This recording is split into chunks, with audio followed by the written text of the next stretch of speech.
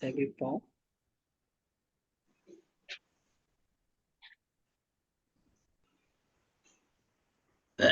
நீங்கள் அதிகமாய் நேசிக்கிற எங்கள் நல்ல தாப்பனே, மாலை வேலைக்காக உண்மை துதிக்கிறோம், ஸ்தோத்திரிக்கிறோம் சுவாமி. இது எவ்வளவு பெரியவர், எவ்வளவு நல்லவர், எங்கள் ஜெபங்களை கேட்கிறவர், எங்களோடு இருக்கிறவர், எங்களை ஆசீர்வதிக்கிறவர், வழி நடத்துகிறவர். தாப்பனே, நாங்கள் உண்மை துதிக்கிறோம், ஸ்தோத்திரிக்கிறோம். இந்த அருமையான மாலை வேளையிலும் எங்களை இனி போதிக்கிறதற்காக நன்றி செலுத்துகிறோம். ஆண்டவரே, நம்முடைய வார்த்தைகளை தியானிக்க எங்களுக்கு கொடுத்திருக்க சாக்கியத்திற்காக நன்றி செலுத்துகிறோம். தைரியமா என்னுடைய கிருபாசன தண்ணீரை வந்து சேர தகுதியை கொடுத்திருக்கிறீர். அதற்காக நாங்கள் நன்றியோடு உண்மை துதிக்கிறோம், ஸ்தோத்திரிக்கிறோம். ஆண்டவரே, இந்த வேலையில கூட சுவாமி நம்முடைய பாத்துல நாங்க வந்து நிற்கும் போது நீர் எங்களுக்காக ஆண்டவரே இந்த நேரத்துல இந்த ஜெப வேலையையும் அதோடு கூட இந்த தியானிக்கிற நேரத்தையும் ஆசீர்வாதமாக்கி தாரும், பிரயோஜனமாக்கி தாரும். கற்றுக்கொள்கிறவர்களை ஏற்றுக்கொள்ளுகிற ஒரு நல்ல மன இதயத்தை நீர் தாரும். நீர் எங்களுக்கு தராவிட்டால் நாங்க என்ன பிரயாசித்தாலும் அது விருதாசம். ஆண்டவரே, நாங்க உண்மையை நோக்கி பார்க்கிறோம். எங்களுக்கு விளக்கித்தாங்க, ஆவியானவர் உதவி செய்யுங்க. அது மாத்திரம் இல்ல, எங்களை ஞாபகப்படுத்துங்க. அதை நாங்க ஏற்ற சமயத்துல சரியா அப்ளை பண்ணி எங்க வாழ்க்கையில நாங்க வாழ, அதை மற்றவர்களுக்கும் நாங்க அதை பிரயோஜனமாக்கி கொடுக்க நீர் உதவி செய்ய முடியாது செதுக்கிறோம். எங்க குடும்பங்களை, எங்களுடைய காரியங்களை, தேவைகளை எல்லாவற்றிலும் நீர் கூட இருந்து வழி நடத்துங்க சுவாமி. இந்த நேரத்துல எந்த பவரோ மற்ற எலக்ட்ரிசிட்டி இந்த டெக்னாலஜில ஏதாவது கனெக்டிவிட்டி ப்ராப்ளம் எதுவும் வராதபடி காத்துக்கொள்ளுங்க. எங்க எல்லாருக்கும் நல்ல நெட்வொர்க் இருக்க, அந்த கனெக்டிவிட்டி இருக்க நீங்க உதவி செய்யுங்க. இந்த காரியத்துக்காக நாங்க நன்றி செலுத்துகிறோம்.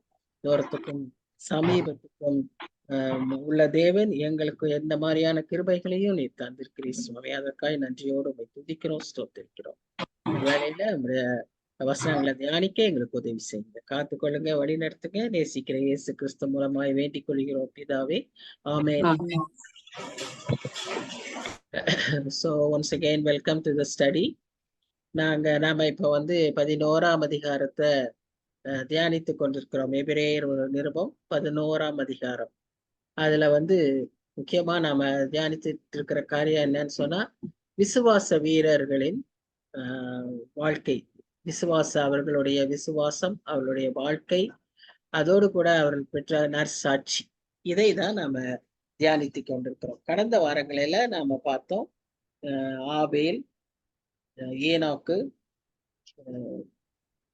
நோவா, அதுக்கப்புறம் முற்பிதாக்கள் ஆபிரகாம், ஈசாக்கு, யாக்கோபு, மேலும் யோசேப்பு, இப்படி ஒவ்வொருவராய் நாம் பார்த்து கொண்டு வந்தோம். இன்றைய தினத்துல நாம அடுத்த முக்கியமான தலைவனாகிய மோசேயை நாம் பார்ப்போம். அந்த விசுவாச பட்டியல்ல இவர் பெயரும் குறிக்கப்பட்டிருக்கிறது. இவரை குறித்தும் நாம அநேக காரியங்களை வாசிக்கிறோம். இன்றைக்கு நாம் 23ஆம் வசனத்துக்கு வந்திருக்கோம். மோசேயுடைய பிறப்பை பற்றி பார்ப்போம். மோசே பிறப்பு பட்ட அந்த கால சூழ்நிலையை பார்த்தீங்கன்னா, அது வந்து யோசேப்பை அறியாத ஒரு பார்வோன் இருந்த கால சூழ்நிலை. அதனால அவர் என்ன செய்யறாருன்னா, யோசேப்பை அறியாததுனால அவர் வந்து எகிப்தியர்களை அந்த எகிப்தில் வாழ்ந்த இஸ்ரவேல் புத்திரரை அடிமைகளாய் நடத்துகிறார். அங்க பாத்தீங்கன்னா வசனம் சொல்லுது, இந்த இஸ்ரேல் புத்திரர் தொகை அதிகமாகி கொண்டே வருகிறது, பலுகி பெருகி கொண்டே வருது. கர்த்தருடைய ஆசீர்வாதம் அவர்கள் மேல் இருந்ததுனால அவங்க ஜனத்தொகை அதிகமா இருக்கிறத பார்த்து அதை எப்படியாவது நம்ம கண்ட்ரோல் பண்ணணும்னு சொல்லி அவங்கள அடிமைகளாய் அவர் நடத்துறத பார்க்கிறோம். இந்த பார்வை அப்படிப்பட்ட ஒரு கால சூழ்நிலையில தான் அவர் ஒரு கட்டளை இடுகிறார். என்னன்னு சொன்னா, பிறக்கிற ஆண் குழந்தைகளை நதியில போட்டுறணும். அவங்களுக்கு அந்த ஊர்ல முக்கியமான நிறைய நதிகள் உண்டு. முக்கியமான நதி வந்து நைல் நதி. அந்த நைல் நதியில அந்த குழந்தைய போட்டுறணும் அப்படிங்கிறதுதான் கட்டளை. இந்த ஒரு இக்கட்டான சூழ்நிலையில தான் ஒரு நல்ல லேவி கோத்திரத்துல பிறந்த, லேவி கோத்திர தாய் தகப்பனுமான ஒரு குடும்பத்துல மோசே பிறக்கிறார். அவருடைய அப்பாவும் அம்மாவும் லேவி கோத்திரத்தான். இதை நம்ம யாத்திராம புஸ்தகத்துல வாசிக்கிறோம். இப்போ மோசே பிறந்த போது இந்த கட்டளை இருக்கு, எந்த ஆண் குழந்தையும் வீட்டுல வைக்க கூடாது, உடனே ஆற்றில போட்டுறணும். ஆனா இந்த கட்டளை சமயத்துல இவங்க பிறந்தப்ப பாக்குறோம், மோசே பிறந்த போது அவனுடைய தாய் தகப்பன்மார் அவனை அளவுள்ள பிள்ளை என்று கண்டு விசுவாசத்தினாலே ராஜாவினுடைய கட்டளைக்கு பயப்படாமல் அவனை 3 மாதம் ஒளித்து வைத்தார்கள். விசுவாசத்தினாலே மோசே தான் பெரியவனான போது பார்வோனுடைய குமாரத்தியின் மகன் எண்ணப்படுவதை வெறுத்து. இப்போ இந்த கட்டளை வந்து ராஜாவின் கட்டளை. ராஜா என்ன சொல்லியிருக்கிறாரு? பிறக்கிற குழந்தைய ஆற்றல போடணும்னு. ஆனா மோசையுடைய பெற்றோர் என்ன பண்ணாங்க? அங்க குழந்தைய பாக்குறாங்க. குழந்தைக்கு ஒரு ஒரு அழகு இருக்கு. இப்ப குழந்தை அழகா இருக்கிறத வந்து நாம கண்கள்ல அழகு பாக்குறது வேற. அது உலக பிரகாரமா சொல்றது. நிறைய சமயம் அப்படிப்பட்ட அழகை என்ன சொல்லுவோம்? அப்பா மாதிரி அழகு, அப்பா அம்மா மாதிரி அழகுன்னு சொல்லுவோம். இந்த மாதிரி வித்தியாசமா நம்மளுடைய பார்வை. ஆனா இந்த பெற்றோருக்கு அந்த குழந்தை ஒரு அழகு இருந்துச்சுன்னா என்ன அழகா இருந்துச்சு. இதையெல்லாம் கடந்து போய் ஒரு ஒரு மேசியாவுக்குரிய அழகு, நம்மை ரட்சிக்கக்கூடிய அழகு, நம்ம அந்த அடிமைத்தனத்திலிருந்து விடுதலையாக்க ஒரு மனுஷன் வருவான்னு அவங்க நம்பினாங்க. அந்த மனுஷன் இவர்தான். இந்த குழந்தைதான். இந்த குழந்தைதான் பெரியவனாகி நம்ம ஜனத்தாரை ரட்சிக்க போகிறார் அப்படிங்கிற ஒரு ஒரு நம்பிக்கை அந்த குழந்தையை பார்த்தப்போ அந்த பெற்றோருக்கு ஏற்பட்டுச்சு. அது இந்த லிஸ்ட்ல மோசையுடைய பெற்றோருடைய விசுவாசத்தை சொல்லல. மோசையோட விசுவாசம் தான் அங்க சொல்லப்பட்டிருக்கு. ஆனா மோசையுடைய பெற்றோர் தான் முதல்ல விசுவாசிச்சாங்க. அந்த விசுவாசம் அவர்களுக்கு இருந்ததுனாலதான் அவங்க என்ன செஞ்சாங்கன்னா, ராஜாவினுடைய கட்டளையையும் மீறி சாகவும் துணிந்து அவர்கள் என்ன செய்தார்கள்? அந்த குழந்தையை காப்பாற்றினார்கள். இப்ப நீங்க அந்த குழந்தைய பற்றி நீங்க பாத்தீங்கன்னா, நம்ம வாசிக்கிறோம் கத்தோலிக்க புத்தகத்துல எல்லாம் வாசிச்சீங்கன்னா, அந்த குழந்தை வந்து ஒரு ஒரு வித்தியாச அழகு, ஒரு கடவுளின் சாயல் அந்த மாதிரி இருக்கிற அழகு அப்படின்னு சொல்லி அந்த குழந்தைக்கு இருந்ததாக அவர்கள் சொல்வதாக நாம பார்க்கிறோம். அப்போஸ்தலர் நடவடிக்கைகள் 7ஆம் அதிகாரம் 20ஆம் வசனத்துல நாம பார்த்தோமானால், இங்க என்ன சொல்லப்பட்டிருக்கு அப்படின்னு நீங்க பாத்தீங்கன்னா, திவ்ய அழகு அப்படின்னு பார்ப்போம். ஒரு டிவைன் பியூட்டி அப்படின்னு சொல்றோம். ஸ்தேவான் வந்து அவர் சொல்றாரு இந்த காரியங்களை எல்லாம் அந்த அவருடைய பிரசங்கத்துல பேசும்போது மோசையை குறித்து அவர் சொல்றாரு, ஒரு திவ்ய அழகு அவரிடத்தில் இருந்தது அப்படின்னு சொல்லி. இப்போ கர்த்தர் ஒரு திட்டத்தை இந்த குழந்தையில வச்சிருக்காருங்கிறத இந்த குழந்தையினுடைய பெற்றோர் முதலில் விசுவாசித்தார்கள். இந்த பெற்றோராய் இருப்பது ஒரு பெரிய ஒரு பொறுப்பு. பெற்றோர்களுக்கு ஒரு பெரிய பொறுப்பு. அது அந்த பொறுப்பு வந்து பிறப்புக்கு முன்புல இருந்தே, குழந்தை பிறக்கிறதுக்கு உருவான சமயத்திலிருந்து பிள்ளைகள் பெரிதாகி வளர்ந்து அப்புறமும் கூட அது வரைக்குமே அவர்களுடைய முடிவு வரைக்குமே இந்த பொறுப்பு இருக்கிறது. பெற்றோருடைய ரோல் வந்து in a Christian family is very responsible and continuous. It is continuous. அப்போ நம்ம இங்க பாக்குறோம் அவங்க விசுவாசம் என்ன செய்தது? கர்த்தருடைய திட்டத்தை அவர்கள் ஏற்றுக்கொள்ளும்படியாய் செய்தது. இந்த குழந்தைக்கு ஏதோ ஒண்ணு இருக்கு, இது கர்த்தர் திட்டம், இது குழந்தை மேல நிறைவேற போகுது அப்படிங்கிறத அவங்க விசுவாசம் நம்ப வைத்தது, அவங்களை ஏற்றுக்கொள்ள செய்தது. அதற்காக அவங்களுக்கு தேவைப்பட்டது என்ன? கீழ்ப்படிதல். கீழ்ப்படிதல் ராஜாவின் சட்டத்தையும் எதிர்க்கிறதற்கான ஒரு உயிரையும் கொடுக்கிறதற்கான துணிச்சலை கொடுத்தது. சோ அவங்க என்ன செய்தாங்க? அவங்கள 3 மாசமா வளர்த்து பாதுகாத்து கொண்டிருந்தாங்க. இந்த குழந்தைய பற்றிய காரியத்தை டிஎல் மூடி மோசையை பத்தி என்ன சொல்றாருன்னா, அவர் முதல் 40 வருஷம் அவருக்கு வந்து அவர் யாருன்னு தெரிச்சு கொள்றதுக்கே 40 வருஷம் ஆச்சு. ஏன்னா பிறந்தது ஒரு இடம், வளர்ந்தது ஒரு இடம். ஏன்னா அவரோட மோசை கதை நமக்கு நல்லா தெரியும். அந்த மோசைய வந்து பாதுகாக்கிறதுக்கு 3 மாசம் ஒளிச்சு வச்சாங்க. அதற்கப்புறம் என்னாச்சு? அதை வந்து வேற வழி இல்லாம நதியில விட்டாங்க. ஆனா அந்த நதியில விடுவதற்கு எவ்வளவு டெக்னிக்கலா அந்த நாட்கள்லயே அவ்வளவு சயின்டிபிக்கா பாதுகாப்பா அந்த குழந்தைய அனுப்புனாங்க. ஏன்னா ஒரே நம்பிக்கை, நிச்சயம் அந்த குழந்தை வந்து ஒரு பெரிய ஆளா வந்து நம்ம காப்பாத்துவார், விடுவிப்பார் அப்படிங்கிற ஒரு அந்த விசுவாசம். God's plan was revealed to them. அதனால அவங்க வந்து அந்த விசுவாசத்தோட அந்த காரியத்தை செய்யறாங்க. அப்படி செய்யும்போது அவங்க நினைத்தபடியே அது பார்வோனின் கையில், மகளின் கையில் கிடைத்தது. அவர் பார்வோனின் மகள் இடத்துல போய் வளர போகும்போது தொடக்கம் ஒரு 7 வருஷத்துக்கு பக்கத்துல அவனுடைய சொந்த பெற்றோர் இடத்திலேயே திரும்ப கொடுத்து வளர்க்கறதுக்கு அனுமதிக்கப்பட்டான். சொந்த தாய் தாதியானான். மோசையோட குழந்தை ஒரே தாய்க்கு தான் அந்த அனுபவம். தாயாயும் தாதியாகவும் தான் குழந்தைய வளர்க்கறதற்கு பால் கொடுத்ததற்கு சொந்த தாய்க்கு சம்பளம் கிடைத்ததும் இந்த மோசை வளர்ப்புலதான். இந்த வேற யாருக்கும் அந்த மாதிரியான வளர்ப்பு இருந்திருக்காது. ஆனா அந்த அந்த பொறுப்பை அந்த அம்மா தாய் அந்த குழந்தைய அந்த 7 வருஷம் இருந்தப்போ அந்த அவருடைய வளர்ப்பு, அவருடைய பிறப்பு, அவருடைய நோக்கம், இவங்க யாரு அப்படிங்கிறது எல்லாம் அந்த 7 வருஷத்துக்குள்ள நல்லா இன்ஸ்டில் பண்ணிட்டாங்க. பாலை கொடுத்தது மாத்திரம் இல்ல, அந்த பாலை கொடுக்கும் போதே அந்த போதனைகளை எல்லாம் நல்லா அந்த குழந்தைக்கு சொல்லி விட்டார்கள். இது நமக்கு எப்ப தெரியும்னா 40 வருஷம் கழிச்சு தெரியும். சின்னதா இருக்கும்போதே பிள்ளைய சரியான வழியில நடத்திட்டோம்னா முதிர் வயதில அவன் விடமாட்டான். அவனுக்கு அந்த அந்த சமயத்துல அது ஞாபகத்துக்கு வரும். அதுதான் வழக்கம். அப்புறம் 7 வயசுக்குள்ளேயே நீங்க என்னெல்லாம் சொல்லி கொடுக்கணுமோ சொல்லி கொடுத்துடணும். ஸ்பிரிச்சுவலா, பிசிக்கலா, எஜுகேஷனலா, மியூசிக்கலா. நீங்க இந்த சாரீரம் எல்லாம் படிக்கிறவங்க எல்லாம் பாத்தீங்கன்னா ஆத்துல கொண்டு போய் அந்த சின்ன குழந்தைங்க 4 வயசு 5 வயசு குழந்தைகளை ஆத்துல நிக்க வச்சு கழுத்து வரைக்கும் தண்ணி வச்சுதான் அந்த சாரீரம் சொல்லி கொடுப்பாங்க. ஆன்னு சொல்லி கொடுப்பாங்க. சரிகமா எல்லாம் சொல்லி தருவாங்க. ஏன்னா அதான் தட் இஸ் தி ஏஜ். இந்த பிரெயின் டெவலப்மெண்ட் அப்பதான் பெஸ்ட் டெவலப்மெண்ட். ஸோ அந்த குழந்தை அப்படி வளர்ந்தது. Best of what the parents is parents could do அந்த 7 வருஷத்துல அவன் பெற்றுக்கொண்டான். அது மாத்திரம் இல்ல, இதுக்கு அரண்மனைக்கு வரும்போதும் அவன் சகல கலையிலும் வல்லவனான எல்லா வித தேர்ச்சியும் பெற்றான். அதையும் ஸ்தேவான் தான் தன்னுடைய அப்போஸ்தலர் 7ஆம் அதிகாரத்துல அதை தான் நாம் வாசிக்கிறோம். சோ அந்த விதமாய் அவன் ட்ரெயின் பண்ணான். சோ இந்த 40 வருஷமும் மோசே அவர் யார் என்பதை அவன் புரிந்து கொண்டு, ஓ நாம ஒரு பெரிய தலைவன், நமக்கு ஒரு பெரிய பொறுப்பு இருக்கு, we are somebody, I am somebody அப்படிங்கிற ஒரு நிலைக்கு வந்திருக்கான். ஆனா அந்த 40வது வருஷத்துலதான் அவன் ரியலைஸ் பண்றான், அவனுடைய எந்த எஃபர்ட்டும் ஒன்னும் செய்யாது. He cannot do anything by himself அப்படிங்கிறத அவன் அந்த 40வது வயசுலதான் புரிஞ்சுக்கிட்டான்.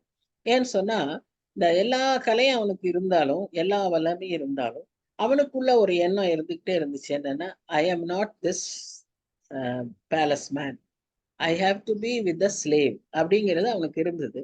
அதனால அவன் தான் ஜனங்களை காப்பாத்துறேன்னு நினைச்சு தானே சொந்த முயற்சி எடுத்து கொலைகாரனா மாறிட்டான்.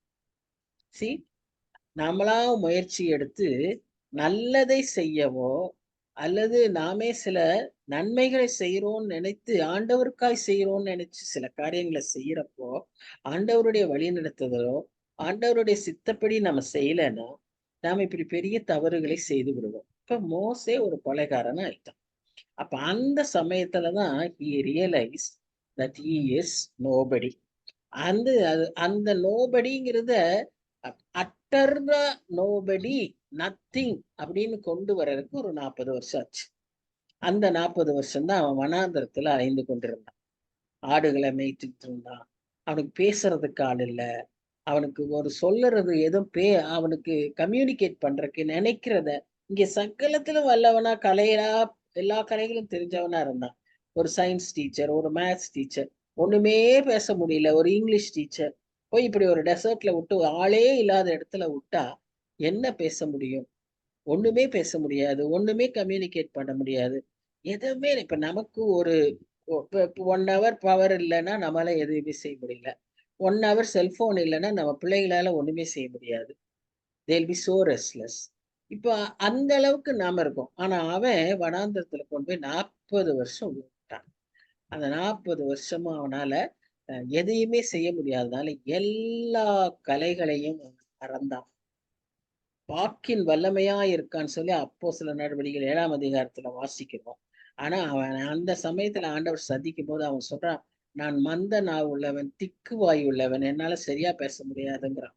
ஏன்னா அவனுக்கு பேசவே தெரியல. அதுக்கப்புறம் பின்னாட்கள்ல ஆடுகளை மேய்ச்சிட்டு ஆடுகளோட மே மே மே பே பே பேன்னு இருந்திருக்கான். அவனுக்கு பேசவே தெரியல. மனுஷரோட அவன் பேசுறதுக்கே வாய்ப்பு வரல. சோ அந்த நிலைமையில அவன் இருந்தான். God only allowed that. When you think you are somebody, you will be pushed to a state when you realize that you are nobody. அதத்தான் அவர் அந்த 40 வருஷமா சரி, நீங்க நாளைக்கு வர வேண்டாம், காலையில வர வேண்டாம், நான் சாயந்தரம் வேணா கூப்பிடுறேன், சரியா? So no, 40 years he took to realize that he was a nobody. இப்போ another 40 years, இப்போ அந்த சக்சஸ்ஃபுல் இயர்ஸ் அவன் திரும்ப எகிப்துக்கு ஆண்டவர் கொண்டு வராரு. அங்க அவருடைய திட்டப்படி அவர் பயன்படுத்துறாரு. அவர் சொல்லி கொடுக்கிறார். You see Moses asking God at every step. ஒரு ஸ்டெப்லயும் நான் என்ன செய்யணும்னு கேட்டு கேட்டு செய்யறத பார்க்கிறோம். அவர் கேட்டு செஞ்சதை கொஞ்சம் மாத்தி செஞ்சப்போ தண்டனைக்குள்ளானார். அவ்வளவு பெரிய வழி நடத்துதலை கொண்டு வந்துட்டு உள்ள போகல, நீ கண்ணாலதான் பார்ப்பேன்ட்ட. You see the justice of God, the loving God. He brought him back.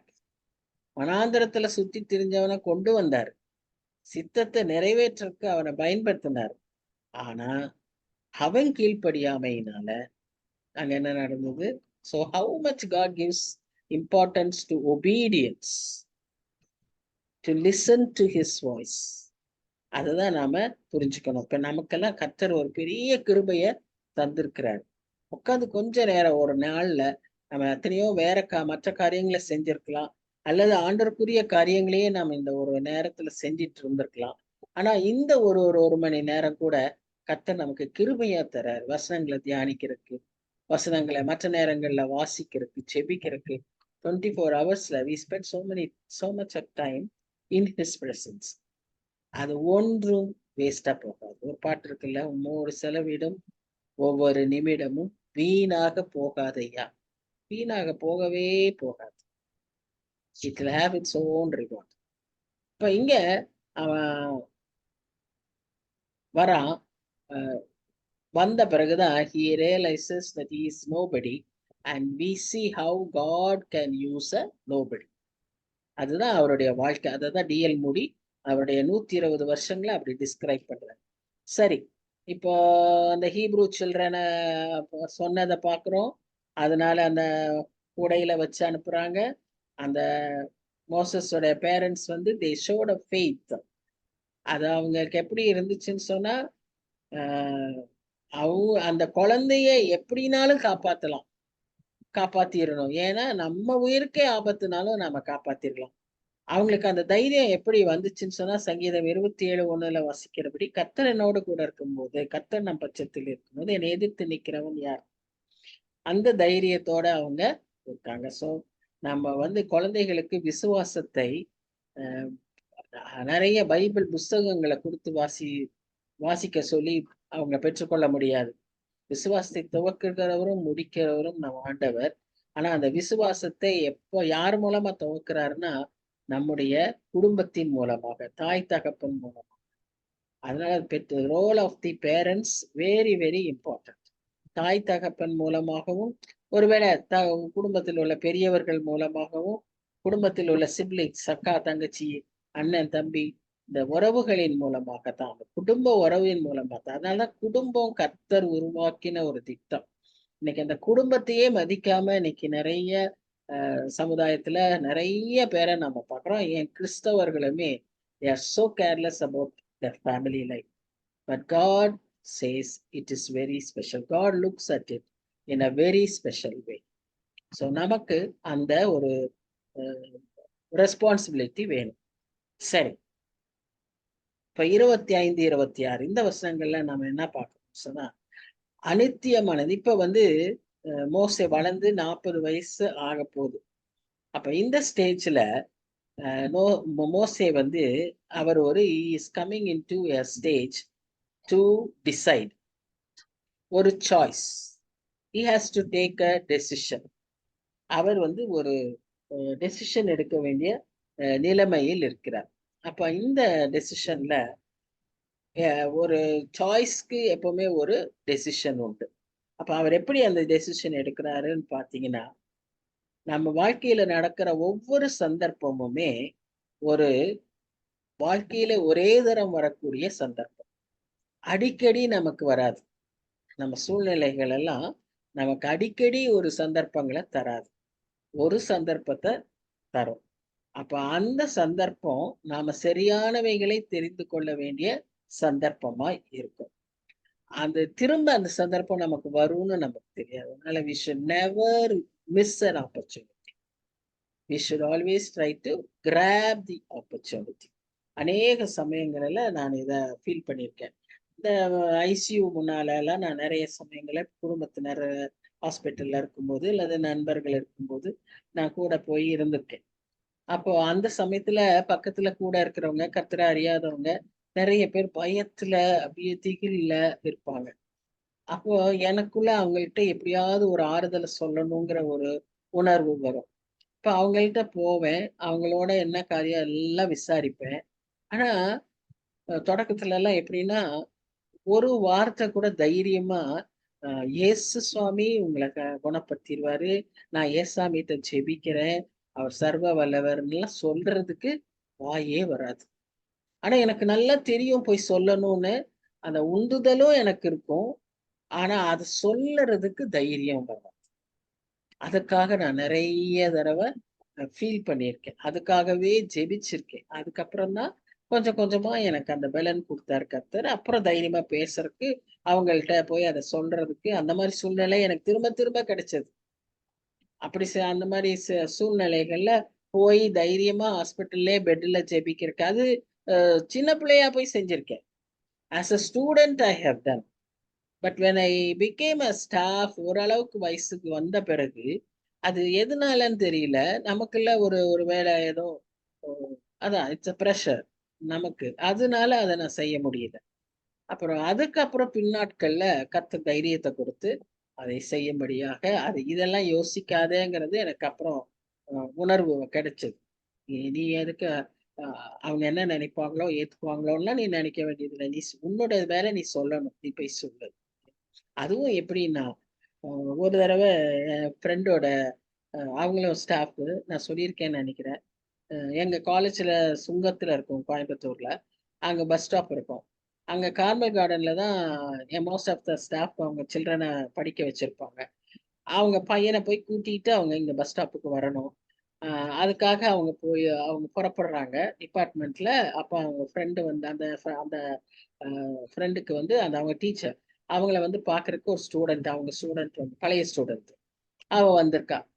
அவ வந்து, "மேம் நான் உங்களோட பேசணும். நான் உங்களுக்கு தனியா பேசணும், தனியா இவங்க வந்து அவங்க பையன புடிச்சு கூட்டிட்டு வர்றது அவசரம். நீங்களே யோசிங்க. அந்த பையன போய் டைமுக்கு கூப்பிடலன்னா, எங்கேயாவது போயிருவான், யாராவது கூட்டிட்டு போயிருவாங்க. அந்த ரிஸ்க் எல்லாம் இருக்கு. ஆனா இங்க இந்த பொண்ணு ரொம்ப அவசரத்துல அவங்களோட பேசணும்னு சொல்றா. ஆனா அவங்க வந்து சரி, அ நாளைக்கு வாம்மா, நாளைக்கு காலையில வா, நான் வந்தோனே உன்கிட்ட பேசுறேன். இப்ப நான் போய் என் பையன போய் கூப்பிடணும் அப்படின்னு. She could have given another option also. ஆனா அவங்க இருந்த அவசரத்துல அவளுடைய தேவை என்னன்னு புரியாததுனால அவங்க பாட்டுக்கு அப்படி சொல்லிட்டு போயிட்டாங்க. இவங்க போய் பஸ் ஏறி வீட்டுக்கு போயிட்டாங்க. அடுத்த நாள் காலையில பார்த்தா செய்தி வருது டிபார்ட்மெண்ட்டுக்கு, தட் கேர்ள் கமிட்டட் சூசைட். அவங்களுக்கு உள்ள ஒரு மன அழுத்தம் வந்துச்சு பாருங்க. நான் அந்த பொண்ணுட்ட கொஞ்ச நேரம் பேசினேன். அதுக்காகத்தானே என்கிட்ட வந்தா. அதுக்காகத்தானே என்கிட்ட பேச வந்தா. நான் அவள்ட்ட பேசி அவ சொல்றத கேட்டிருந்தா ஒருவேளை இந்த முடிவுக்கு வந்திருக்க மாட்டாள்ல. அப்படின்னு அவங்க ரொம்ப ஃபீல் பண்ணாங்க. So sometimes when we miss that opportunity we will miss it forever. அவங்க அந்த மாரி தான் அவங்க ரொம்ப கவலைப்பட்டாங்க. அதனால தான் நம்ம கிடைக்கிற சந்தர்ப்பங்கள நாம எப்படியாவது பயன்படுத்திறணும். அப்போ இங்க வந்து மோசே என்ன செய்றான்னா, அவனுக்கு கிடைத்த ஆசீர்வாதங்கள அவன் கர்த்தர் தான் குடுத்தாருங்கிறத விசுவாசிக்கிறத விட, கர்த்தருக்காக ஒரு சில காரியங்களை வேண்டாம் என்று தள்ளினான். அந்த ஒரு சாய்ஸ்க்கு வந்தான். அந்த ஒரு டெசிஷன் எடுத்தான். So faith is not only in receiving, but also in rejecting. எகிப்து ஒரு பெரிய ஒரு லக்ஸூரியஸ் கன்ட்ரி. ஒரு செல்வ செழிப்பில் இருந்த ஒரு தேசம். அந்த தேசத்திற்கு அவனுக்கு வந்து எதுவுமே அவனுக்கு தடையா இல்ல. அவன் மோசே கேட்கிறான்னா அவனுக்கு அனைத்தும் அவனிடத்தில் கொடுக்கப்பட்டது. அப்படியா இருந்த ஒரு சூழ்நிலையில மோசே தன்னை அதிலிருந்து பிரித்து கொள்ளும்படியான ஒரு உணர்வு அவனுக்குள் வந்தது. God gave him a feeling, a sense to come away from the sinful world. You don't belong to this world, son. You come away from this. இப்ப நமக்கு அதேதான் கர்த்தர் சொல்லி கொடுத்திருக்காரு. நீ உலகத்துல தான் இருக்க, ஆனா நீ உலகத்தானா இருக்கக்கூடாது. You live in this world, but you are not of this world. You cannot belong to this world. லோத்துடைய மனைவிக்கு அதுதான் பிரச்சனை. அவ நல்ல நீதிமானின் மனைவியா இருந்தா, பிள்ளைகளை கூட சரியான விதத்துல வளர்த்து கொண்டு வந்தா, அவ பாவம் செய்யாதவளாய் வாழ்ந்து வந்தா. அந்த ஊர்ல அத்தனை பெண்களும் பயங்கரமான பெண்களா இருந்தாங்க. ஆனா இவ தன்னுடைய கணவனுக்கு பயந்து, கர்த்தருக்கு பயந்து ஒரு நல்ல தாயா, ஒரு நல்ல பெண்ணாய் வாழ்ந்தாள். ஆனாலும் அவள்கிட்ட இருந்தது என்ன? உலக ஆசை. அந்த ஒரு உலகத்தின் போக்கு அவள் இடத்துல இருந்ததுனாலதான் அங்க என்ன ஆகுதுன்னு அவள் திரும்பி பார்த்து கர்த்தருடைய வார்த்தையை மதிக்க மறந்துட்டான். கர்த்தருடைய வார்த்தைக்கு முக்கியத்துவம் கொடுக்க மறந்துட்டான். நம்முடைய வாழ்க்கையில இந்த எச்சரிப்பு ஒரு பெரிய எச்சரிப்பு. ஏன்னா இதை நம்முடைய ஆண்டவராகிய இயேசு கிறிஸ்துவே அதை எச்சரிப்பாய் சொல்லியிருக்கிறார். லோத்தின் மனைவியை நினைத்துக் கொள்ளுங்கள், லூக்கா சுவிசேஷத்துல வாசிக்கும். So we have to be very very careful. So நீ இந்த உலகத்துக்கு இல்லவன் இல்லப்பா, நீ விலகிவான்றாரு. அதனாலதான் அவன் தைரியமா அந்த சாய்ஸ் எடுக்கிறான், அதுக்கான டெசிஷனும் அவன் எடுக்கிறான். அது அவனுடைய அந்த செல்ஃப் டினையல்ல. ஏன்னா செல்ஃப் டினையல் நீ ஏன் சொல்றன்னா, அவ்வளவு செழிப்பு அவனுக்கு இருந்தது. அதையெல்லாம் வெறுத்து பேலஸ் லைஃப்ல இருந்து அடிமை வாழ்வுக்கு வரணும்னு சொன்னா it is not an easy joke. அதை அவன் தெரிந்தெடுக்க கர்த்தர் அவனுக்கு உதவி செய்தார். சோ நம்முடைய முடிவு, நம்முடைய வாழ்வின் முடிவுடைய கதவுக்கு ஆடுற கீழ் ஆடுது இல்லையா, அந்த கீழ் மாதிரி தான் நம்முடைய தெரிந்தெடுப்புகள். நாம் என்ன தெரிந்தெடுப்புகள் எடுக்கிறோமோ அதேதான் நம்மை உருவாக்குகிறது.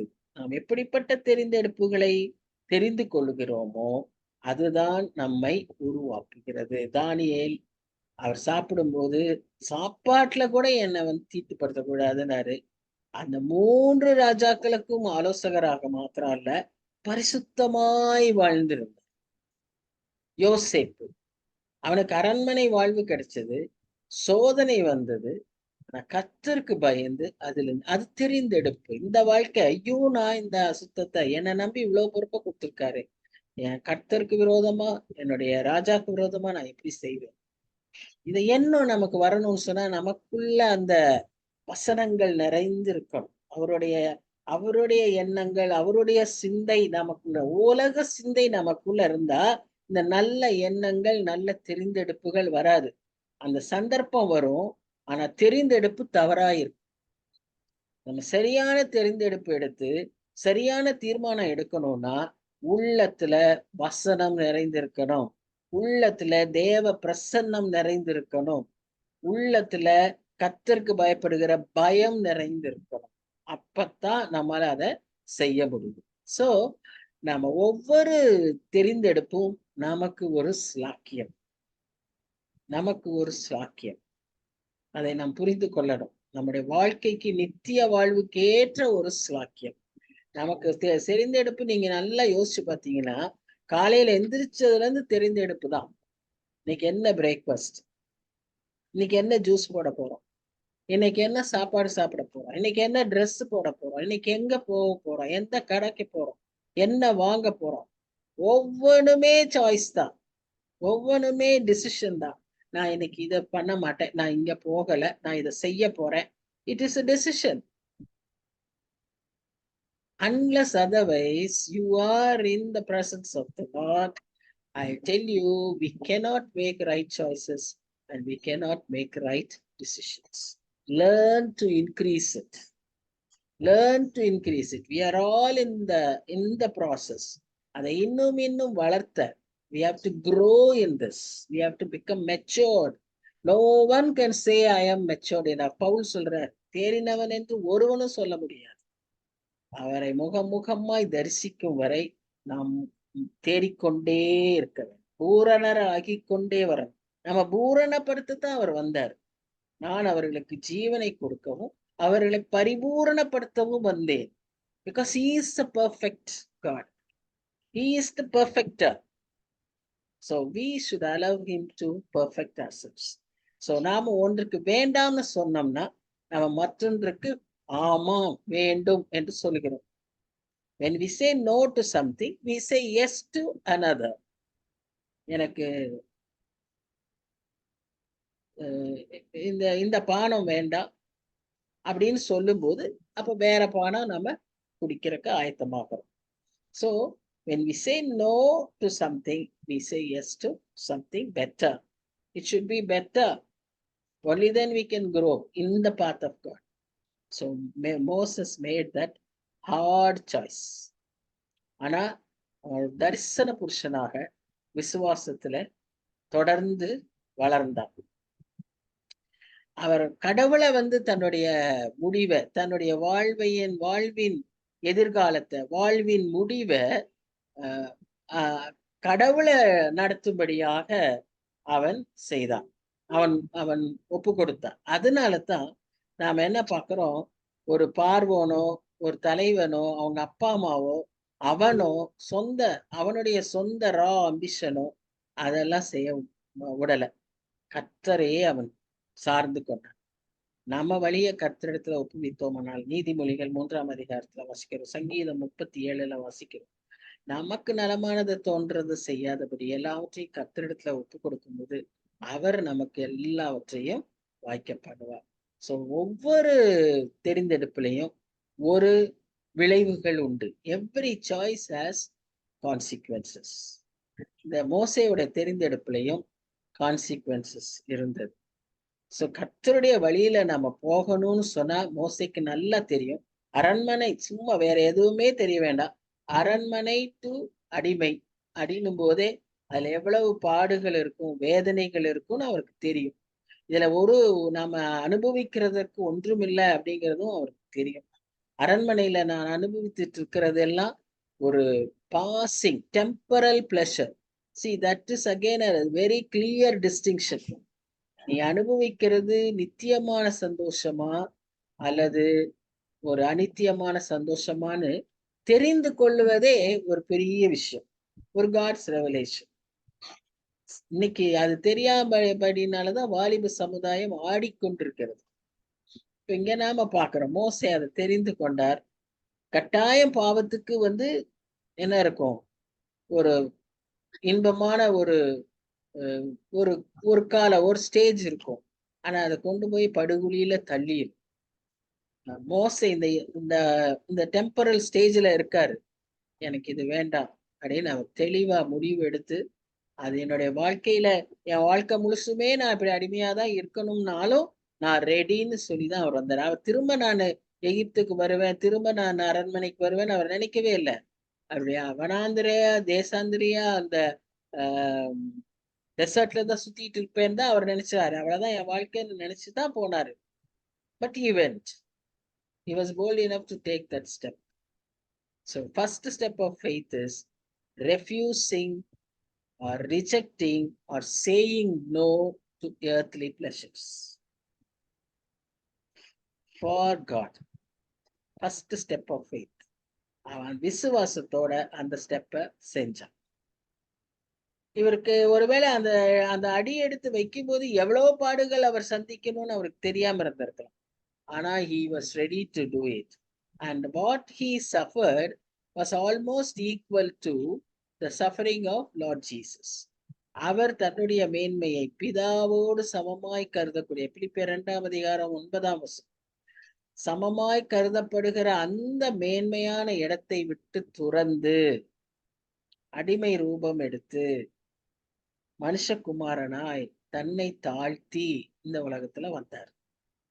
When what he did was very much equal to what Moses did.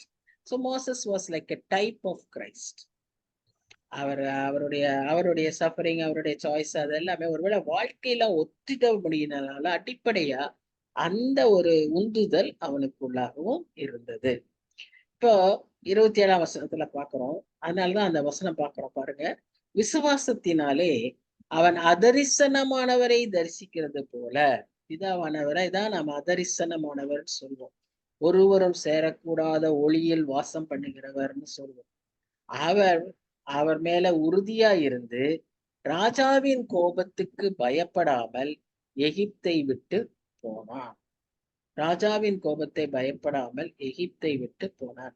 யோவான் 1:18 சொல்லுது, ஒருவரும் பிதாவை தரிசித்ததில்லை அப்படின்னு சொல்லுது.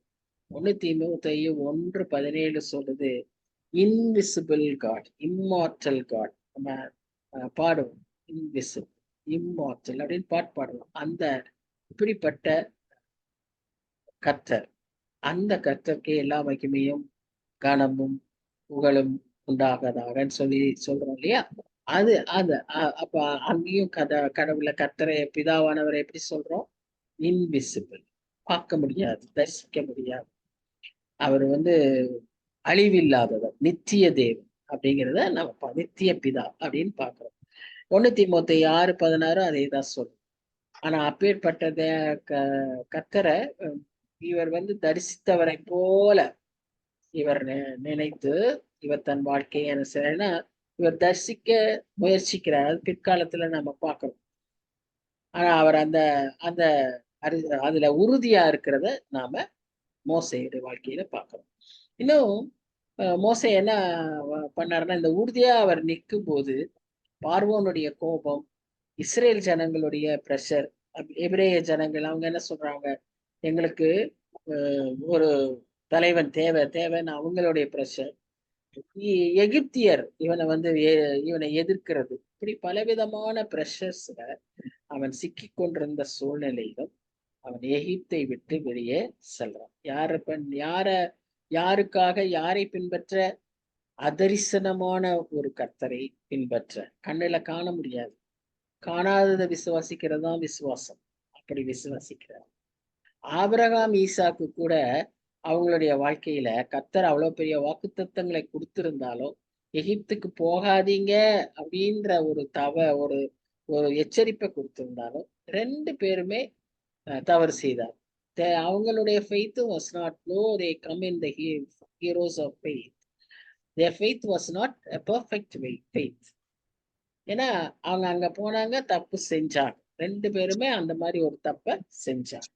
ஆனா மோசே அவர்களை காட்டிலும் கொஞ்சம் கொஞ்சம் பெட்டரா இருக்காரு. அதனால அவர் தைரியத்தோட, பயம் இல்லாம அவங்க போய் அங்க விசுவாசத்தோட அவர் சொல்றார். நமக்கு கர்த்தர் கொடுக்கிற ஒரு காரியம் ஒருவேளை இந்த பெஸ்டா இருக்கா, இல்லாம இருக்கலாம். ஆனா அவர் பெஸ்டா கொடுக்கறதுமே இந்த உலகத்துல இருக்கிற எல்லா பெஸ்டா காட்டிலும் சிறந்தது. இதுதான் இந்த ஒரு கண்ணோட்டம் நமக்கு வேணும். அந்த கண்ணோட்டத்தோட தான் டேவிட் லிவிங்ஸ்டன் தன்னுடைய வாழ்க்கையில அவர் தெரிந்து கொண்டார் சொல்றாங்க. சாய்ஸ் அப்படின்னு பார்க்கும்போது அவர் படித்து முடித்த உடனே அவர் அங்கே இருந்து நல்லா சம்பாதிச்சிருக்கலாம். அவருடைய க்ளோஸ் ஃப்ரெண்ட் ஒரு பெரிய ஜேர்னலிஸ்ட், அவர் பேர் ஸ்டான்லி. அப்போ அவர் இவருக்கு சொல்றாரு, என்ன நீ இப்படி ஒரு முடிவு எடுக்கிற, எங்கன்னே அந்த இடம் தெரியாது, இருண்ட கண்டம், அங்க எத்தனை வியாதி, எப்படிப்பட்ட ஜனங்கள் என்னன்னே உனக்கு தெரியாது, அங்க போறேங்கிற, அப்போ உன் வாழ்க்கை என்ன ஆகும் அப்படின்னு அவர் சொல்றாரு. ஆனா அப்போ அவர் சொல்றாரு, டேவிட் லிவிங்ஸ்டன், நான் ஆப்பிரிக்கா தேசத்துல கர்த்தருடைய சித்தத்தை செய்கிறவனாய் வாழ்வதை தான் நான் தெரிந்து கொள்கிறேன். எதை காட்டிலும் இங்கிலாந்துல எனக்கு நீ சிங்காசனம் கொடுத்தா கூட எனக்கு அது வேண்டாம். ஏன்னா அது if it is out of the will of God, I do not want. I want to be in the heart of Africa, doing the will of God அப்படின்னு டேவிட் லிவிங்ஸ்டன் சொல்றாரு. அநேக வருஷங்களுக்கு பிறகு அந்த இந்த லிவிங்ஸ்டன் என்ன ஆனாரு, ஒரு தகவலும் இல்லையேன்னு போய் பார்க்க போறாரு.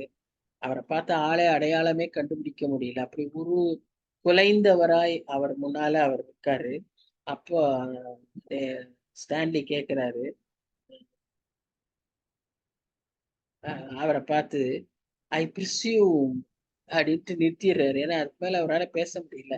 ஏன்னா அவருக்கு எந்த விதத்திலும் அவர் டேவிட் லிவிங்ஸ்டன் கண்டுபிடிக்க முடியாத ஒரு நிலையில அவர் இருக்காரு. ஆனாலும் தைரியமாய் அப்பவும் திரும்பிவான்னு கூப்பிடுவாரு. அவர் சொல்வாரு, இல்ல நான் இங்கதான் இருக்கேன். அவர் மரித்த பிறகு கூட அவருடைய உடலை அங்க வந்து இங்கிலாந்துல வெஸ்ட்மினிஸ்டர் அபேல வச்சு அவருக்கு கல்லறையில அடக்கம் பண்ணணும்னு ராஜாக்கள் ராணிகள் வைக்கக்கூடிய இடத்துல அவரை வைக்கணும்னு அவருக்கு பெர்மிஷன் கொடுத்துருக்காங்க. It is not an easy thing. ஆனா அப்பவும் அவர் மரிக்கும் போது அவர் என்ன சொல்றாருன்னா, என் இருதயத்தை ஆப்பிரிக்காவிலேயே வச்சிருக்கு, உடலை மாத்திரம் அங்க எடுத்து. வாட் அ சேலஞ்ச் இல்ல, வாட் அ சாய்ஸ். அந்த சாய்ஸ்ல அவர் உறுதியா இருந்தார். ஏன்னா அவருக்கு தெரியும் இக்காலத்து பாடுகள் இனி வர போகிற மகிமைக்கு ஒப்பானதல்ல அப்படின்னு அவர் நன்கு அறிந்தவராய் இருந்ததினால அவர் வந்து அவருடைய விசுவாசம் அவரை அப்படி செய்ய வைத்தது. சரி, அடுத்ததா நாம என்ன பார்க்கிறோம்னு சொன்னா, இந்த உண்மையான விசுவாசம் நமக்கு இருக்கும்போது இன்னொன்றும் நம்மகிட்ட இருக்கும். என்னன்னு சொன்னா, நம்ம ரைட் டெசிஷன்ஸ் மாத்திரம் எடுக்கிறது இல்ல, ரைட் வேல்யூஸ் நம்ம வாழ்க்கையில இருக்கும். விசுவாசிகள் இந்த பட்டியல்ல நம்ம பார்க்கிறோம். அவங்க விசுவாசத்துல உறுதியா இருந்தது மாத்திரம் அல்ல, அவங்க சாட்சிகளாகவும் இருந்தார்கள் என்று சொல்லி நாம பார்க்கிறோம். அவருடைய கண்கள், சரீர கண்கள் என்ன பார்க்குதுன்னா, நான் பார்வோன்ட்டு இருந்து நம்ம பெறக்கூடிய தண்டனைகள், அதுவன்ட்டு இருந்து வரக்கூடிய ஆபத்துகள், இதெல்லாம் அவனுக்கு தெரியுது. எகிப்துல நமக்கு இருக்கக்கூடிய, அதாவது திரும்ப வந்த கடைசி 40 வருஷத்துல இருக்கிறது தெரியுது. ஆனாலும் அவருடைய விசுவாச கண்கள் என்ன பார்த்துச்சுன்னு சொன்னா, என்னுடைய கர்த்தர், அதரிசனமான என் கர்த்தர், அவர் பெரிய காரியங்களை செய்ய முடியும் அப்படிங்கிறத அவர் விளங்கி கொண்டார். அதனால இந்த பார்வோனுடைய கோபம், எரிச்சல் எல்லாம் என்ன ஒன்றும் செய்ய முடியாது. He knew about the consequences, yet he was firm in his faith. So the second step is reproach. Our refusal first, second one is reproach. மூன்றாவதா அவருடைய வாழ்க்கையில நம்ம இன்னும் ஒரு முக்கியமானதை பார்ப்போம். என்னன்னு சொன்னா, அவர் வந்து இப்ப ஒரு பெரிய ஒரு தீர்மானம் அவர் பொறுத்தவரை அவருடைய வாழ்க்கையில அவர் செஞ்சுட்டு இருந்தார்.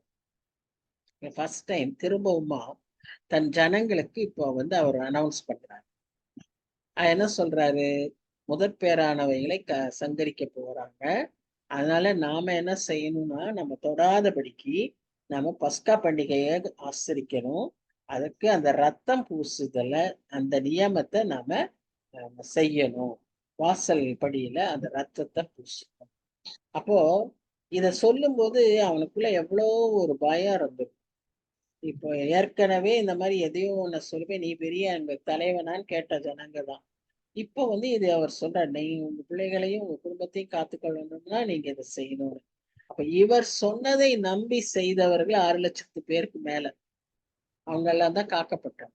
சோ அந்த மாதிரி நாம ஆண்டவருடைய வார்த்தைய விசுவாசத்துல கீழ்ப்படிவதும், நாம சொல்வதை மற்றவர்கள் கீழ்ப்படியவும் வைக்கிறது கர்த்தருடைய கரம். அதுலதான் நம்ம என்ன பார்க்கிறோம்? விசுவாசத்தை துவக்குகிறவரும் விசுவாசத்தை முடிக்கிறவரும் கர்த்தர். அவர் தான் அதை செய்ய முடியும். பின்ன நாம சொன்னோம்னா கேட்கறதுக்கு நிச்சயமா யாரும் செய்ய மாட்டாங்க. It may look so foolish, but when Moses said and Moses did, அவருடைய வீட்டுல அவர் அதை பூசுறத பார்த்த உடனே அந்த அன்றைக்கு பூசின அந்த எபிரேய ஜனங்கள் 6 லட்சத்துக்கு மேல இருந்ததுனால அந்த குடும்பமே காக்கப்பட்டது. மற்றவர்கள் யாரெல்லாம் அப்படி அவரை நம்பி அத பூசுதல் செய்யலையோ அவங்க எல்லாரும் அடிக்கப்பட்டாங்க. So it took faith to believe.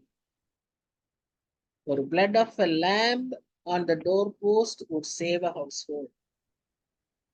அதுதான் சொல்றேன். it looks so unique, so different, not regular, not reasonable. அறிவுனால புரிஞ்சு கொள்ள முடியாத காரியம்.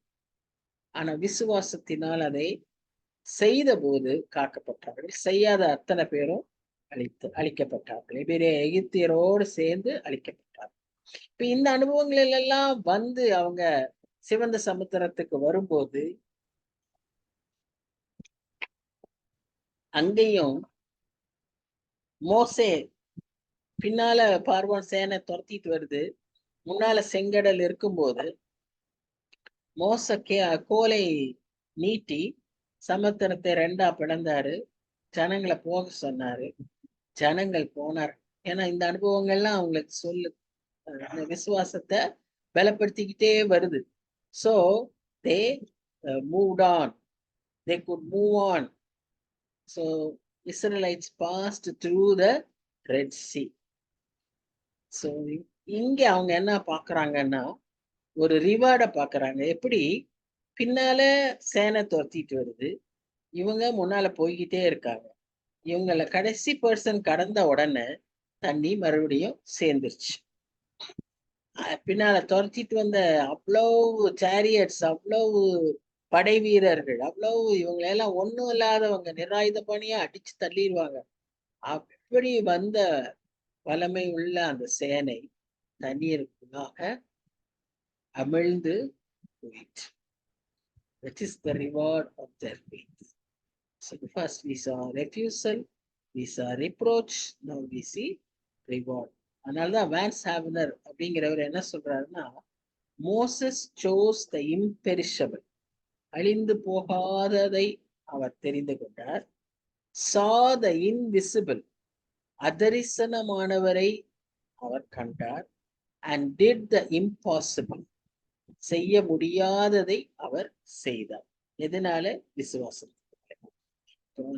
நம்மையும் faith brings us out from Egypt, takes us through the Red Sea and brings us in to the land of Canaan. அதுதான் இங்க நாம பார்க்கணும். True faith is obeying God in spite of circumstances and in spite of consequences. That is the most important one. இப்ப அடுத்து 30ஆம் வசனம். மோசையை பார்த்தாச்சு. இப்ப 30ஆம் வசனத்துக்கு வரோம். இங்க யார பார்க்கிறோம்? யோசுவாவை. இந்த யோசுவா யாரு? மோசே பக்கத்திலேயே இருந்து, மோசே வாசல்லையே அவன் எங்க போனாலும் அவனை பின்பற்றி, அசரிப்பு கூடாரத்துல உள்ள இருக்கும் போதெல்லாம் அவனும் பின்னாலேயே உட்கார்ந்து, வாசல்ல உட்கார்ந்துருப்போம். மோசே மாத்திரம்தான் உள்ள போகணும், ஆனா வாசல்ல உட்கார்ந்துருப்போம். He was not ashamed of sitting at the doorpost of the tent of tabernacle. ஏன்னா he wanted to learn from Moses. நமக்கும் அந்த லேர்னிங் மைண்ட் ஆட்டிடியூடு வேணும். அதுக்கு நமக்கு நிறைய தாழ்மை தேவை. நானு சுயம் அப்படின்லாம் நம்ம நினைச்சோம்னா அது என்றைக்குமே நம்மால வளரவே முடியாது. நம்ம அழுத்தக்கூடிய வளர முடியாத, முன்னேற முடியாத, ப்ரொக்ரெஷன் இல்லாம இருக்கிறதுக்கு ஒரு காரணம் என்னன்னா அந்த பெருமை. அத கர்த்தர் எதிர்க்கிறார். யோசுவா தன்னை தாழ்த்தி அவன் அந்த இடத்துல உட்கார்ந்து கற்றுக்கொண்டே வந்தான். இப்போ அவனுக்கு ஒரு வாய்ப்பு வருது. அந்த எரிகோவை அதுல பட்டணம் முன்னால இருக்கு, அதை போய் கான்கர் பண்ணும். ஆனா அதுக்கு முன்னால அவனுக்கு இன்னொரு பிரச்சனை இருந்துச்சு. அது என்னன்னு பாத்தீங்கன்னா யோர்தான் நதி. இப்ப இந்த யோர்தான் நதியை அவன் கடக்கணும்னு சொன்னா அவன் ஒரு ஃபெய்த் ஸ்டெப் எடுக்கணும். God taught him what he should do. அதை முதலிலே அவன் விசுவாசத்துல கடந்தான். ஜனங்க அங்க இருந்து ஒரு பிரச்சனையில இருந்தெல்லாம் வந்து இப்ப பாக்குறாங்க, ஓ மறுபடியும் இப்படி ஒண்ணான்னு. ஆனா அவங்க ஏற்கனவே அங்க கடந்து வந்ததுனால அவங்களுக்கு நல்ல விசுவாசம் இருந்தது. கர்த்தர் இதை நிச்சயம், அந்த கடலையே அவர் பிளந்தாரு, இந்த யோர்தானே அவர் செய்ய மாட்டாரா? செஞ்சாரு. இவர்களும் கிராஸ் பண்ணி போனாங்க. சோ இப்ப அங்க போயிட்டாங்க. அங்க ஒரு பெரிய கோட்டை, அந்த பட்டணம் யாராலையுமே ஜெயிக்க முடியாத ஒரு பெரிய கோட்டை. அந்த இடத்துல இப்ப நம்ம அத விசுவாசத்தினால அது ஜெயிக்க போறோம். யோசுவா என்ன சொல்றாரு? நான் சொல்லறத மாத்திரம் நீங்க செய்யுங்க. என்ன அவர் சொன்னாரு? 6 நாள் தினம் ஒரு தடவை அதை சுத்தி வரணும், எக்கால ஊதி சுத்தி வரணும். அவ்வளவுதான். ஒரு தடவை நீங்க சுத்திட்டு வரணும், ரெஸ்ட் எடுங்க. 6 days நீங்க இதை செய்யணும். 7th day 7 தடவை அதை சுத்தி வரணும். இது கர்த்தர் சொன்ன திட்டம், யோசுவாவா சொல்லல. கர்த்தர் யோசுவாவிடம் சொல்கிறார், யோசுவா ஜனங்கள்ட்ட சொல்றார். இதுக்கு நீங்க அப்படியே கீழ்ப்படுங்க. இப்போ Again, this is again another chance, another incident where reason comes, logic comes. இவ்வளோ பெரிய கோட்டைய ஒரு தடவை நம்ம ஊதிட்டு வந்தோம்னா முடிஞ்சுச்சா? நாம வந்து தகர்த்துருவோமா? But they hate obedient faith. இப்ப இந்த வந்து யோசுவாவுடைய விசுவாசத்தை பார்க்கிற மாதிரி இஸ்ரேல் ஜனங்களுடைய விசுவாசத்தையும் பார்க்கணும். அந்த ஜனங்கள் இந்த மாதிரி எல்லாம் வந்து முறுமுறுத்து வந்தவங்க. ஆனாலும் இந்த இடத்துல அவங்களுக்கு ஒரு நல்ல விசுவாச கண்கள் இருந்தபடினால அவர்கள் என்ன செய்யறாங்க? கீழ்ப்படிந்தார். விசுவாசத்தோடு அவர்கள் they had an obedient faith. கர்த்தர் என்ன செய்யறாருன்னு தெரியலனாலும் நிச்சயம் எதையோ செய்யறாரு அப்படிங்கிறத அவங்க புரிஞ்சுக்கிட்டாங்க. அதே மாதிரி அவங்களுக்கு இன்னும் ஒரு காரியம் இருந்தது. என்னன்னு சொன்னா பொறுமையான விசுவாசம். they had a patient faith. 6 நாள் நாம போனோம். முதல் நாள் போயிருப்பாங்க, முதல் தடவை உற்சாகமா நம்ம போயிருப்போம். 2வது நாள் போயிருப்பாங்க. 3வது நாள் போகும்போதே யாராவது ஒருத்தருக்கு ஒரு சின்ன சந்தேகம் வந்துச்சுன்னு வைங்களேன், என்னப்பா நம்ம செய்யறோம், நம்ம செய்யறதுல ஏதாவது அர்த்தம் இருக்கா அப்படின்னு யாராவது யோசிச்சிருந்தாங்கன்னா அங்க ஒரு பெரிய ஏமாற்றம் நடந்தது. ஆனா they had patient faith. நாமும் அநேக காரியங்களுக்கு காத்திருக்கிறோம். கர்த்தர் தருவார். அப்ப அந்த விசுவாசத்தோட நாம காத்திருக்கோம். அசதியாக அவசரமாக முடிவுகள் எடுத்தா அதன் விளைவுகள் பயங்கரமா இருக்குன்னு சொல்லி நம்ம ஆபிரகாம் காலத்துல இருந்து பாத்துக்கிட்டு வரோம். கர்த்தர் அதை நம்ம புரிஞ்சுக்கிறாரோ இல்லையா அது வேற. பட் அதன் விளைவு நிச்சயமாய் நமக்கு நன்மையாய் இருக்காது. காத்திருந்து பெற்றவர்கள் ஆசீர்வாதத்தை பெற்றுக்கொண்டார். சோ இவர்களும் 6 முறையும் அமைதியா போறாங்க. ஒவ்வொரு முறையும் எதிர்பார்ப்போட போறாங்க. இப்ப 7வது நாள் 7 முறை போகணும். ஒண்ணு சொல்றாங்க, ஒரு வாய் பேசக்கூடாது, வேற எதுவுமே நீங்க பேசக்கூடாது. 6 நாளும் வாய் பேசாம போகணும். அதையும் கீழ்படிச்சாங்க. 7வது நாள் எக்காலம் ஊதணும். 6 முறை ஊதிட்டாங்க. 7 முறை ஊதணுமா, 6 முறை ஊதுனாங்க. அவங்க என்ன நினைச்சு பார்ப்பாங்க? ஏதாவது அசைஞ்சிச்சா, கல்லு ஊந்துச்சா? ஒன்னும் நடக்கல. ஆனா 7வது முறை அவர்கள் ஊதின உடனே அப்படியே அவ்வளோ பெரிய கோட்டை. அந்த கோட்டையை பற்றி எல்லாம் நம்ம ரொம்ப நிறைய வாசிச்சு பாருங்க. அந்த மதில்கள் மேல 2 ரதம் ஓடுமா. அவ்வளவு திக்கு வால்ஸ் எல்லாம் அப்படி தவிடுபடியாய் விழும். நம்ம சுவரை உடைக்கும் போது எவ்வளவு ஸ்ட்ரெயின் பண்றாங்க, எவ்வளவு மெஷின் வச்சு ட்ரில் பண்றாங்க, இதெல்லாம் நம்ம பாக்குறோம். டிமாலிஷ் பண்ணும்போது இவ்வளோ பெரிய கோட்டையை எக்கால சத்தத்திலே கீழே விழ வைத்தார்கள். அந்த சத்தத்துல கீழே விழுந்த அவங்களுக்கு ஒரு கதவு அடைபட்டது. இப்ப பட்டணம் பூரா கதவு அடைபட்ட கதவு அப்படியே இருக்கு. சுற்றி இருந்த இடம் பூரா கதவாய் அவர்களுக்கு திறந்தது. எப்படி? விசுவாசத்தினாலே. அடுத்து இன்னும் ஒரு லேடியை பத்தி பாக்குறோம். வேகமா முடிச்சிடலாம். இவங்களை முடிச்சிட்டோம்னா இந்த போர்ஷன் முடிஞ்சிடும். அப்புறம் we will go to the next session. So இங்க ராகாப்ங்கிற வேசி. இந்த அம்மா வந்து வேசி, அவுட்காஸ்ட். பட்டணத்துக்குள்ளேயே அவங்களுக்கு இடம் கிடையாது. பட்டணத்துக்கு வெளியே மதில் சுவர்ல தான் அவங்களுக்கு இடம். ஆனா அவங்க அந்த தொழிலை செஞ்சிட்டு இருந்தா கூட கர்த்தரை பற்றி அவர் எப்படி நடத்தினாரு, இஸ்ரேல் ஜனங்களை எல்லாம் எப்படி நடத்திட்டு வர்றாரு, இதையெல்லாம் அறிந்தவர்களா கர்த்தருடைய அறிவு, கர்த்தரை பற்றி அறிகிற அறிவு நம்மை காத்து கொள்ளும், நமக்கு ரட்சிப்பை தரும், நமக்கு வெளிச்சத்தை கொடுக்குங்கிறது அவ்வளவு உண்மை இந்த அம்மாவுடைய வாழ்க்கையில. இவங்க செஞ்ச தொழில், இவங்க எடுத்த தெரிந்தெடுப்பு, இல்ல இவங்க எப்படி பரம்பரையாவோ, இல்ல இவங்க மாத்திரம் இப்படி இந்த தொழிலுக்கு வந்தாங்களோ அதை பத்தி எல்லாம் நமக்கு தெரியாது. பட் அது தப்பு, அது தவறு, அது யாரும் ரைட்டுன்னு சொல்லல. ஆனா அவங்கள்ட்ட ஒண்ணு இருந்துச்சு. என்ன? கர்த்தரை பற்றி அறிந்து கொள்கிற வாஞ்சை, கர்த்தரை பற்றி அறிந்து கொள்கிற அறிவு. இது அவங்கள்ட்ட அதிகமா இருந்துச்சு. இதனால அவங்க என்ன செஞ்சாங்கன்னா அந்த விசுவாசத்தை யாக்கோபுல வாசிக்கிறதுக்குள்ள கிரியை இல்லாத விசுவாசம் செத்ததா இருக்கும். அவங்க விசுவாசத்தை செயல்ல காண்பிச்சாங்க. எப்படி காண்பிச்சாங்க?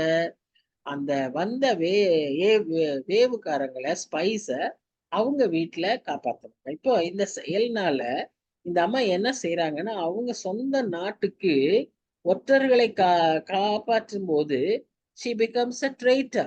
சொந்த நாட்டை காட்டி கொடுக்கிற ஒரு பெரிய துரோக செயல். அவங்களுக்கு தண்டனை எப்படி இருக்கும்னு தெரியாது.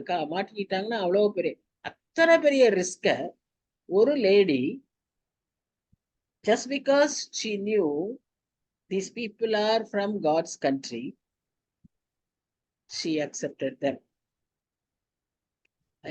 இந்த துணிச்சல், இந்த decision, இந்த choice to risk her life for Yahweh pleased God. ஆகவே என்ன நடந்ததுன்னு நம்ம பார்க்கிறோம்.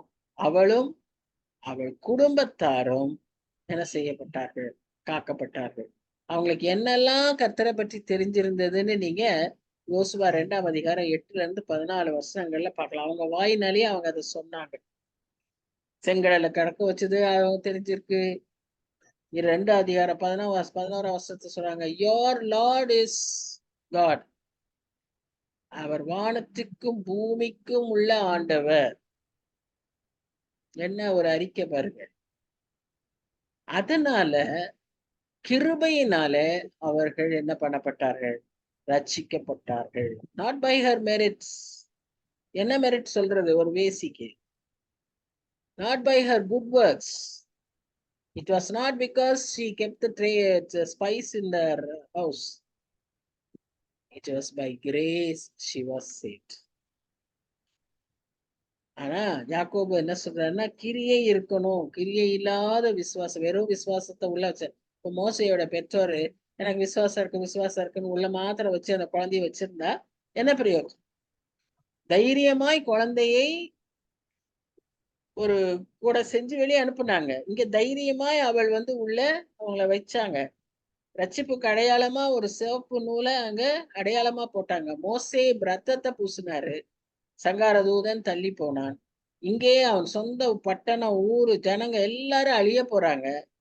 ஞானமாய் தன் தகப்பன், பெற்றோர், அவங்க குடும்பத்தை எல்லாம் காப்பாத்துறதுக்கு ஒரு சிவப்பு நூலை ஜன்னல்ல அடையாளமா வைத்து அந்த வேவுக்காரர் பேச்சை நம்பி, ஏன்னா வேவுக்காரருடைய கர்த்தரை அவள் நம்பி அந்த விசுவாசத்துல அவள் செய்தபடினால she was saved. அதனாலதான் ஸ்பர்ஜன் அவளை பத்தி ரொம்ப அழகா எழுதுறாரு. அவளுடைய ஃபெய்த் யாரோ பெரிய கர்த்தருக்காய் பெரிய காரியங்களை செய்த ஸ்தேவான், பவுல், அவங்கள பற்றி எல்லாம் இல்ல, ஒரு வேசி. ஆனா அந்த வேசியினுடைய விசுவாசத்தை அவர் எப்படி சொல்றாரு? அவளுக்கு ரட்சிப்புக்கு ஏதுவான விசுவாசம் இருந்தது. அவ தனி ஆளா, சிங்குலர், ஃபோக்கஸ்ட் ஃபெய்த், அதுல வேவரிங்கே இல்லை. அவ ஒரே ஆளா அந்த விசுவாசத்துல இருந்தா. ஒரு நிலையான விசுவாசம் அவங்க இடத்துல இருந்தது, உறுதியான விசுவாசம். விசுவாசம்னா இந்த இந்த ஃபார்முலால இருக்கணும். நானும் விசுவாசிக்கிறேன் விசுவாச அறிக்கை செய்தா மாத்திரம் பத்தாது. நம்முடைய விசுவாசம் இப்படிப்பட்ட விசுவாசமா இருக்கணும். Self denying. அவளுக்கு ஒரு ஆபத்து வரப்போகுது, ரிஸ்க் வரப்போகுது, உயிரே போகும், அவளுடைய இந்த பணம் சம்பாத்தியம் எல்லாம் நின்று போகும், அறிந்திருக்கிறார். இருந்தாலும் விசுவாசத்தோட துணிச்சலாய் காரியங்களை செய்யறார். தன்னுடைய பெற்றோர் அழிஞ்சு போயிடக்கூடாதுங்கிற அந்த ஒரு கம்பேஷன் அவளுக்கு இருக்கு. அவ பெற்றோர் குடும்பத்தாரெல்லாம் அவளை ஒதுக்கிட்டாங்க. இவளுடைய தொழில்னால அவளை சேர்த்துக்க முடியாது. அவங்க எல்லாம் பட்டணத்துக்குள்ள இருக்காங்க. ஆனா இவ வெளியே இருக்கா. இவளை வெளியே தள்ளி வச்சிருக்காங்க. ஆனாலும் அவர்கள் மேல கரிசனை. அவங்க இப்படிலாம் செஞ்சாங்கல்ல, அழிஞ்சு போட்டோம் அப்படின்னு அவன் நினைக்கல. விசுவாசம் இருக்கிறவங்களுக்கு அந்த மாதிரி எண்ணம் எல்லாம் வராது. விசுவாசி ஐ எம் பிலீவர்னு சொல்லிக்கிறாங்க, பழி வாங்கறதுக்கு ரெடியா நிக்கிறாங்க. அது வரவே வராது. True faith, true believer will not get that thought at all. இங்க அவங்களுக்கு சிம்பத்தி வந்துச்சு, தன்னுடைய பெற்றோரை காப்பாத்துனாங்க. sanctifying faith, சுத்திகரிக்கிற faith. இதை நாம் எப்படி அறிந்து கொள்கிறோம்? அவங்க விசுவாசமே அவர்களை ரட்சித்தது, அவர்களை சுத்திகரித்தது, அவர்களை பரிசுத்தமாக்கியது. யோசுவா 6ஆம் அதிகாரம் 25ஆம் வசனத்துல வாசிக்கிறோம். ராகாப் தன் வீட்டாரோடு பட்டணத்தில் குடியிருந்தாள். If she is to be accepted in the city, she must have left her profession. She was no more um, doing that work. You see? So அது ஒரு பெரிய strong faith இல்ல, not a perfect faith, but her faith was a commendable faith. So this is what God is speaking to us today. இந்த 3 பேரை வைத்து மோசே, யோசுவா, Israel ஜனங்கள், ராகாப். இந்த ராகாப் இயேசு கிறிஸ்துவினுடைய வம்ச வரலாறிலேயே இடம்பெற்றார். எவ்வளவு பெரிய ஒரு மேன்மையை பெற்றுக்கொண்டார்கள். ஜெபிப்போம். நம்முடைய வாழ்க்கையிலும் நாம் விசுவாசிக்கும் போது சரியான விசுவாசத்தில் இருக்கவும், விசுவாசம் நம்மை வழி நடத்தவும் நம்ம ஆண்டவரிடம் ஜெபிப்போம். அன்புள்ள ஆண்டவரே, இந்த நல்ல வேலைக்காக நன்றி செலுத்துகிறோம், வசனங்களுக்காக நன்றி செலுத்துகிறோம், தியானித்த ஒவ்வொரு கேரக்டருக்காகவும் நன்றி செலுத்துகிறோம். சண்டே ஸ்கூல்ல இருந்து படிச்ச கேரக்டர்ஸ் தான் சுவாமி. ஆனா இன்றைக்கு எங்களோடு கூட சில விஷயங்களை தெளிவா பேசுனீங்க. சில காரியங்களை நாங்களும் அபியாசிக்கிறதுக்கு முயற்சிக்க நீர் எங்க உள்ளத்துல ஏவி இருக்கீங்க. தகப்பனே, அதுல நிலை நிறுந்து அதை நாங்கள் சரியா செய்து தெரிந்தெடுப்புகள், தீர்மானங்கள், ஆண்டவரே எடுக்கிற ரிஸ்க், கரேஜ், உறுதி, இதெல்லாம் நாங்க நின்று சுவாமி உண்மை மகிமைப்படுத்த, எதுக்கும் எங்க பெயருக்கு அல்ல சுவாமி, எங்களுக்கு அல்ல, எங்களுக்கு அல்ல, எல்லாம் உமக்கு ஆண்டவரே, உமக்கு மகிமை உண்டாக வாழ்ந்து விட எங்களுக்கு விருப்பத்தாரோ. எங்களுடைய தேவைகள், எங்களுடைய ஆசீர்வாதங்கள், சுகம், நலன் எல்லாவற்றையும் கருத்துல ஒப்பு கொடுக்கிறோம். காத்துக்கொள்ளும் சுவாமி, வழி நடத்தும். நேசிக்கிற இயேசு கிறிஸ்து மூலமாய் வேண்டிக் கொள்கிறோம் பிதாவே. ஆமென். ஆமென். Thank you, sister. Thank you, everybody. Thank you so much. God bless you. God bless you. கடவுள் நல்ல கரண்ட் இருந்தாலும் நல்லபடியா நீங்க நடத்திட்டாரு. ஆமா, நானும் ரொம்ப பயந்தேன். மழை வேற போர்ஸா வேற 7 மணிக்கு போர்ஸா பெஞ்சுது. இன்னும் பெஞ்சுக்கிட்டு தான் இருக்குது. நல்லபடியா ஃபுல்லா 1 hour நல்லா இருந்தது. ரொம்ப ரொம்ப நல்லா. Thank you, sister. Good night. Thank you, sister. Thank you. God bless you. Good night.